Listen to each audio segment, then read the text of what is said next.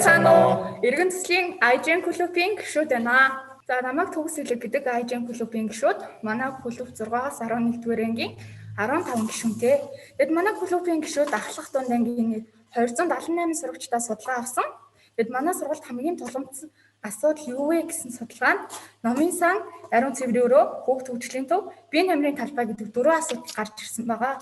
Манай клубын гишүүд хуралдаж, тулгамдж буй асуудлаа хамраг хүрээ ач холбогдол үр дүнгээр эренбэлсэн. Эренбэлсний үндсэндээр 1-р биеийн тамирын талбай, 2-р номын сан, 3-р хүүхд хөгжлийн төв, 4-р ариун цэврийн өрөө орсон байгаа. За та бүхний графикаас харж байгаах 56% тагаар биеийн тамирын талбайн тохиолдолт гэдэг асуудал дэмжигдэж гарч ирснийг биеийн тамирын талбайн тохиолдолтыг бүрнээр нь авч үзвэл 1-р хөрөнгө, 2-р цаг хугацааг шаардлагадна. Тийм учраас аль нэгийг сонгон сайжруулъя гэж бид нар ярилцсан байгаа. За тэгээд дахин судалгаа авсан. Судалгааны үндсэндээр 82 буюу хамгийн хувийн нийцэлж хөл бөмбөгийн талбайг ногоон зүлэгжүүлэх гэдэг асуудал гарч ирсэн. За тэгээд энэ хоёр графикаас бид нар тулгамдж байгаа асуудал юу вэ гэдэгт манай сургуулийн хөл бөмбөгийн талбайн тогтцолт муу байна гэсэн асуудал байгаамаа. За дахин судалгаа авсан сургуулийн орчинд спортоор хичээл чөлөө цаг өнгөрөх боломж хэр байдаг вэ гэсэн судалгаанд 75% хангалтгүй, 17% дунд зэрэг, 8% сайн гэдэг үнэлгээг тус өгөөж байгаа юм. Бид нар тулгамдж байгаа асуудалтай холбоотой ямар дүрм хууль байдгийг бид нар бас судалсан. Ерөнхий боловсролын сургуулийн орчны аюулгүй байдал, ерөнхий шаардлага Монгол Улсын стандартын 5-5, биеийн тамирын талбай хашаа бусад хэрэгслийг MNC 5535 2005 стандартын дагуу бүрэн бүтэн бат бэх хэрэглээ аюулгүй шаардлага хангана. 6-гийн 13-ны 8-д хөл бөмбөгийн шонгийн хоорондох зай 732 м, хүндлэгчийн доод ирмэг түүнээс газар хүртэлх зай 244, шон болон хүндлэгчийн өргөн бааз цуцаан нь 12 см-ээс хэцэрхгүй байна гэсэн стандартаа бид юм байна. Манай сургуулийн гадна талбай энэ стандартыг огтхон ч хангаж чаддаггүй.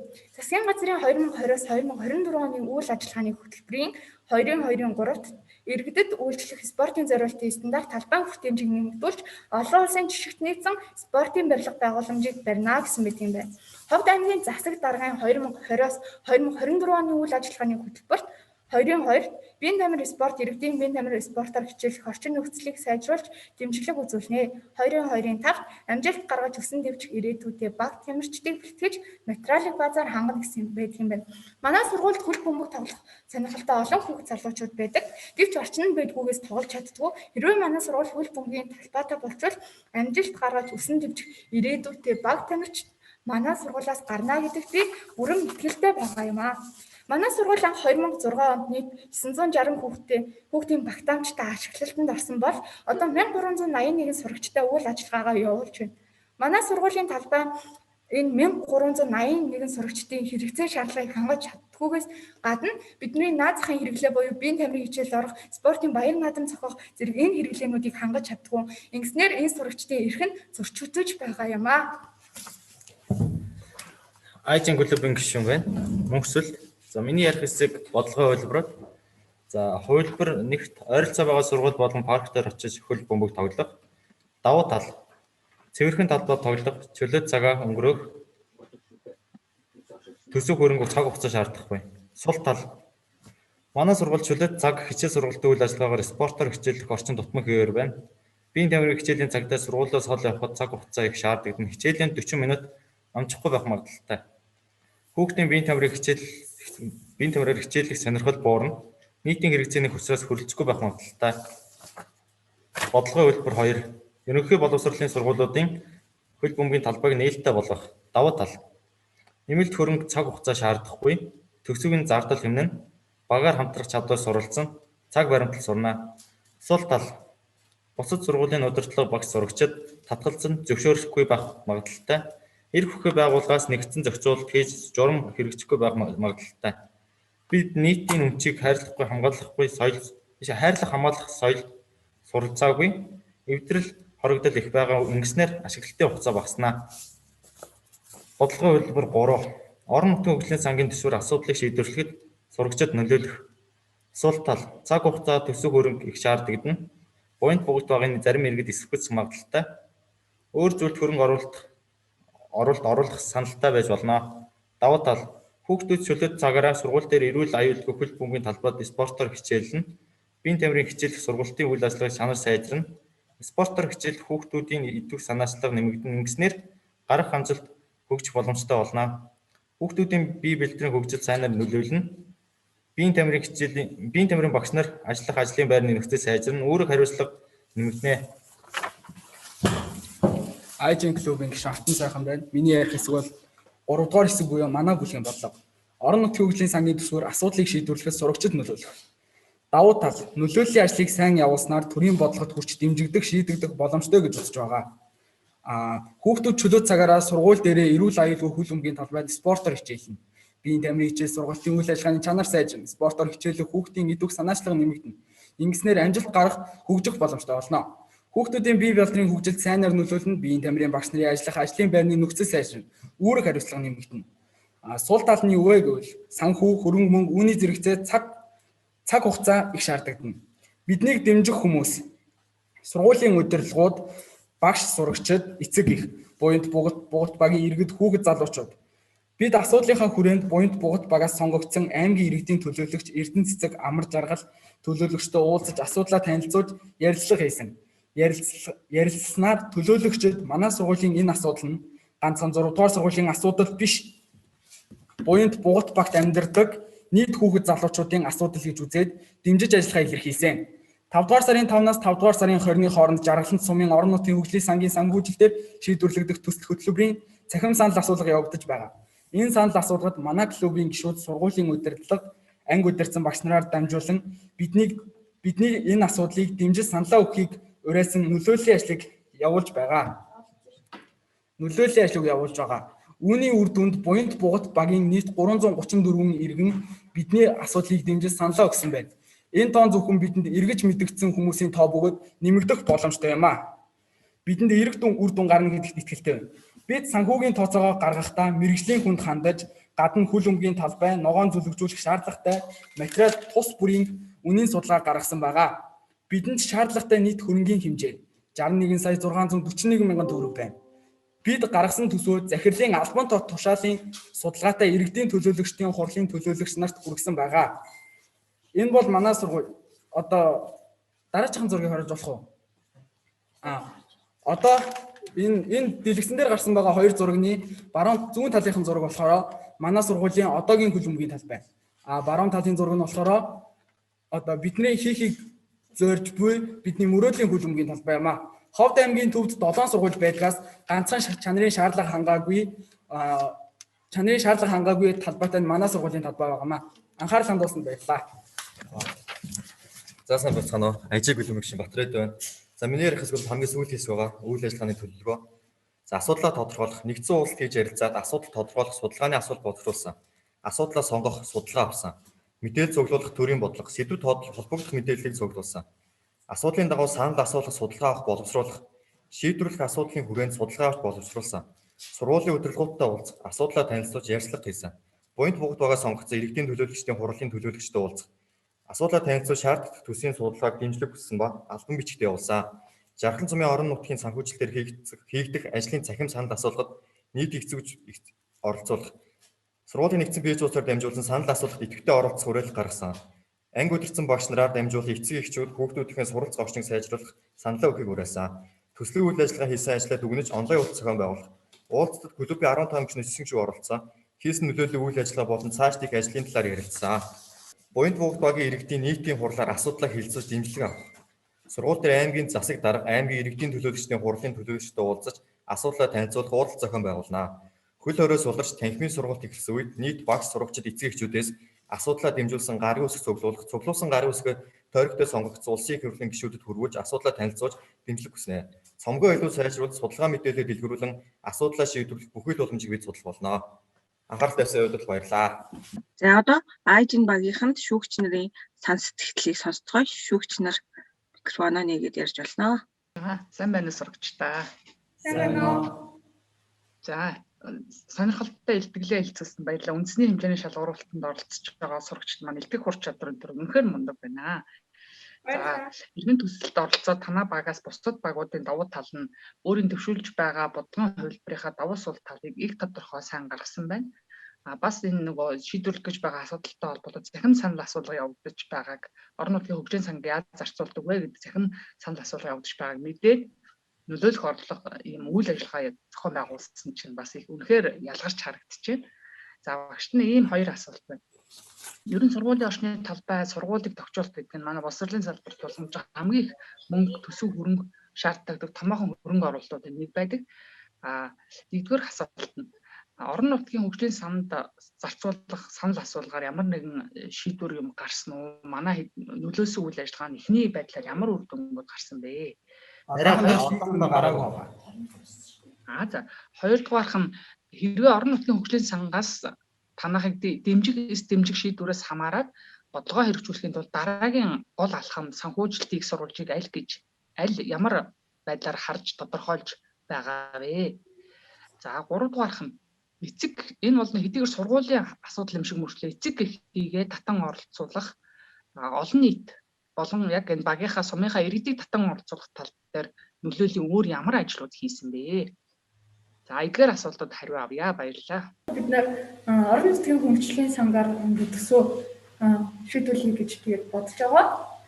Тэгээд гуравдугаархын хувьд бол эцэг эхтэй нь ер нь сурагчдынхаа эцэг эхтэй хамтарч ажиллаад одоо сурагчдынхаа эцэг эхээс бас судалгаа авъя гэсэн бодлогоо. Гэхдээ одоо энэ нөгөө нэг хичээл амарсан хөл хориодгийг тиймээс одоо хүмүүстэй яг бэлтгэлэн уулзах боломж бол байхгүй байгаа. Тийм учраас дандаа онлайнаар судалгаа юмуд аваад явж байгаа. Ямар одоо багийн хуралд очиж сууя гэсэн төлөвлөгөө зорилготой байгаа. Эцэг эхчүүдтэй одоо хамтарч ажиллаад эцэг эхчүүдтэйгээ очиж суух юм уу те? Асуудлаа танилцуулж одоо яг манай сургууль ийм асуудал тулгамдж байна гэх энэ одоо асуудлаа танилцуулъя гэсэн бодлогоо. За баярлалаа хүүхдүүдтэй бас энэ чухал юм асуудлыг хөндөө олж байгаад. Миний асуулт бол нэг л асуулт байна. Энэ ер нь сургуулийн гадна тохиолдлын асуудал чинь заавал орон нутгийн санхүүжилттэй шийдэхгүй сургуулийн төсөвт дангаараа шууд бууж өгдөггүй ийм асуудал та. Тэгэхээр энэ дээр нь та бүхэн ингээ дэмжээд хамжаад ингээ явах нь бол бас мундаг сайн байна. За цаг үеийн нөхцөл байдлаас хамаарат зөв шийдэгдэхгүй байж магадгүй. Жишээлбэл улсын хэмжээнд ковидын үеэс хамаарат энэ хөрөнгө оруулалт эднээс чинь бүгдийг однодын хязгаарлалттай хяналттай явж байгаа чухал зүйл рүүгээ зарцуулъя гэдэг хувилбартайгаар. Тэгэхээр хэрвээ энэ жилдээ ч юм уу нэг жилдээ ингээд шийдэгдэхгүй бол одоо Б хөлбөр юу вэ?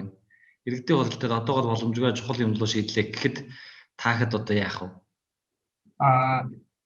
Яг тийм санал гарах юм бол тэгээд би тэг яг зогсохгүй дараа жил ч гэсэн дахиад саналаа дэвшүүлж үзэн гэсэн бодлоо.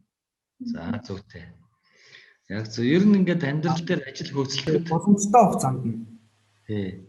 Тэгэхээр би бол хувьдаа зүгээр бас ингээд энэ иргэн төсөлд бас хамрагч ийсэн сорсон сангийн төсөлд хамрагдаад асуудал шийдвэрлэх одоо шийдвэрийн мод гэдэг аргыг анх сураад за хамгийн сайнаар шийдэгдвэл ингэн за бүр муугаар шийдэгдвэл бас ингэн за яг бүр сайн дээр бүр болохоо байлах жоохон буулт хийж яагаад нэг дундуур нь шийдэхэд юм гээд ийм хөвлбөрөө бодож байгаа л за тэгэл ядаж муугаар шийдэгдсэн сэтгэл зүйн бэлтгэлтэй тэгтээ буучихгүй дахиад тэрнээсээ дараагийнх гэл явдаг л та.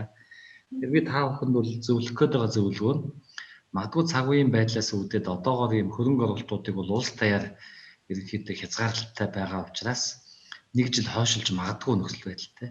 Одоо манай шинээр ингээд сургуулагч чинь урдлын ийм хөлбөмбөгийн талбай нэг танах шиг юм шорон байж байгаа. Бид нар 8 жил хөөцөлж байгаа байхгүй юу? Эхний 6 жилд нь би хөөцөлдсөн. Тэгээ сүүлийн 2 жил манай сургалтын зөвлөлийг таахад ч бас яваад байгаа байхгүй юу? Гэхдээ энэ жил бол ямар ч гэсэн батлуулчихсан, нодон батлуулсан. Тэгээ одоо юу тендер юу компани шалгарсан байл ингээ ажил эхлэх гэж байгаа. Тэгэхээр ерөөсөө тэр нэг ууггүй явдаг шинжуулаас их хэрэгтэй. Ерөөсөө нэгэн тал ажил барьж авсан бол одоо тэр ажлыг хийж чадсан чадаагүй гэдэг аль нэг үгээр л хариулагчиж энэ бол үр дүнтэй гэж юм гарна. Тэгэхээр одоо нэгэн тал чадсан чадаагүй чадсан гэж хэлхийн тулд тэгэл одоо чадах асуудлаа барьж авах хэрэгтэй нэгд. Хоёрт барьж авсан бол чадахын тулд тулдлаа явах хэрэгтэй. Тэгээ нэг удаагийн биш нэлээд хэдэн удаагийн оролдлогоор хийж алд нь гарна. Тэгээ ийм чанарууд ч одоо та бүхэнд ирээдүйд амьдралд хамгийн их хэрэг болдго юм аа.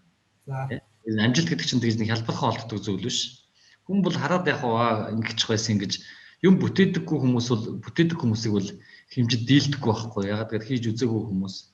Тэгэхээр та хэд бол аймгийнхаа энэ бол бас аймгийнхаа иргэдийн хордлого маш сайн нөлөөлөх ёстой. Зардал төсөвдөр нөлөөлөх ёстой. Хүүхдүүдээр захиа өчүүлэх ёстой. Одоо захимын чинь нэг сайн тал нь бол лобби болон шахалт хийхэд маш тав байгаа шүү дээ. Утсыг олж байгаа бүх хүүхдүүдээс зэрэг мессежжүүлнэ. Фэйсбүүкээр бүгд тааглана тий. За тэгэл одоо ингээл зөвхөн сошиалыг ашиглахад бол зөндөө олон юм байна. За мөн хэрэгцээтэй судалгаа нөхцлүүдийг хийгээд танилцуулна. За тэгээд эцэг янз бүрийн челленж өрнүүлж давлгаалуулна гэл ингээл одоо сайн талууд байна л да. Тэгэхээр та бүхэн энэ дээр ингээ хамтраад яаж болно. Улаанбаатар хотод бас би нөгөө сургуулийн гадна талаа шийдсэн сургуулиудыг бас хөл бөмбөгийн шийдсэн сургуулиудыг бас бид судалж үзчихсэн. Захирлууд бас хөл бөмбөгийн болгочих гээд үзээд л байдаг. Тэгээд яг нь зарим шийдэгдсэн, зарим шийдэгдээгүй явж байгаа. Зарим нь одоо бас ганц хоёр хөдөө орон нутагт яа гэм бол сайн мэдэхгүй байна. Хотын нэг зарим сургуулиуд компанитай гэрээ хийгээд компани хөрөнгөө гаргачаад зардлаа нөхөж олдлоо нэг 5 жил одоо орон цаг магаар нь ашиглах, хагас бүтэн сайн энийг өдөрт нь ашиглах. Тэгээд хичээлийн цаг болон хагас сайныхаа нэг өдөр нь сургууль ашиглах ч гэдэг юм бас тэгж явж болд юм билээ. Тэгэхээр тохироо ин гэсэн үг үү? Тохироо хийн гэсэн үг байхгүй баалтардаад. Одоо нэг 50 саяар чинь одоо 5 жил компани ингээ өөрөө бас өөрийнхөө хүмүүсийг одоо нөгөө өөрийн хөлбөмбөгийн багтаа компаниуд л тийм юм хийдэг юм л да. Түрээсэлж барь тэргээд. Тэгэхээр гих мэтэр ингээд бас орон нутгаараа яг орон нутг нь хөрөнгө оруулалт хийгээд хийх ёстой л дуг нь бол сургуулийн орчинд огчлт хийжүүл сайн. Гэтэ бас одоо өөр ямар хөвлөөр байна уу гэл ингээд үзээл агаарай. Амжилт. Баярлалаа. Баярлалаа. За Ховд аймгийн 6 дугаар сургуулийн сурагчид болон багш нартай баярлалаа. Амжилт хүсье. Баярлалаа.